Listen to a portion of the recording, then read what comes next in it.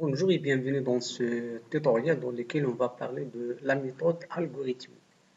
Alors, le domaine de programmation est un domaine basé sur la pensée logique, sur l'enchaînement des étapes. Donc, la construction d'un programme informatique nécessite le passage d'un ensemble des étapes. Alors, premièrement, lorsqu'on a un problème, on fait la première étape qui est l'étape de l'analyse. Alors, c'est quoi l'étape de l'analyse? Donc, c'est l'étape dans laquelle on fait la spécification du besoin, c'est-à-dire on détermine premièrement quelles sont les sorties, c'est-à-dire ce qu'on cherche de ce programme-là qu'il fait, également quelles sont les entrées, c'est-à-dire les données qu'on doit entrer au programme pour qu'elles nous permet de faire les sorties et également quels sont les traitements à faire, quelle est la structuration des étapes qu'on doit suivre. Prenons un exemple de problème.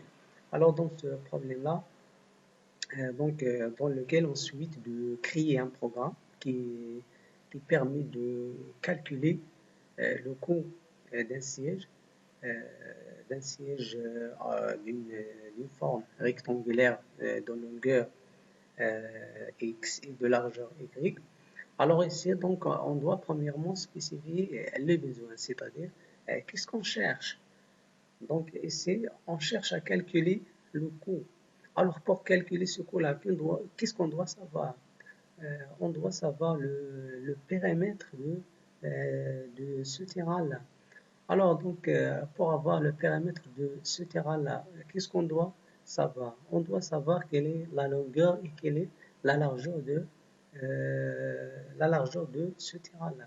Donc après, quels sont les traitements qu'on doit faire? Alors ici, pour calculer le périmètre, quel est le traitement qu'on va faire? Pour calculer le coût, quel est le traitement qu'on va faire? Quelles sont la structuration des étapes? Alors tout d'abord, on doit savoir la longueur et la largeur. Après, on va calculer le périmètre. Après, on va calculer le coût, etc. Donc ici, on a des étapes qui doivent être ordonnées. Alors, tout ça, il nous permet de faire l'élaboration de l'algorithme. Alors, pour élaborer un algorithme, on a une structure à suivre et on a également un ensemble de syntaxes qu'il faut respecter. Donc, après l'élaboration de l'algorithme, on fait sa traduction dans un langage de programmation pour avoir un programme. Alors, vu un algorithme, donc c'est écrit dans notre langage naturel, dans notre langage humain, alors que pour les machines, pour qu'elles puissent euh, comprendre, exécuter ce programme-là, alors on doit le transcrire dans un langage compréhensible par les machines. Là, on parle de langage binaire. Alors, pour faire ceci, on utilise un compilateur qui fait en fait le codage, euh, qui nous permet d'avoir un code exécutable à partir de notre code source, c'est-à-dire à partir de notre programme.